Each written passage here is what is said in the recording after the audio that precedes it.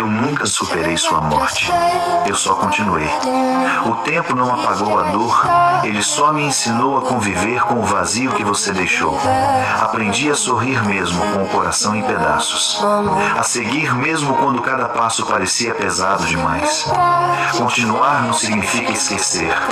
Significa honrar o amor que ficou, as memórias que me sustentam e o silêncio que ainda fala o seu nome.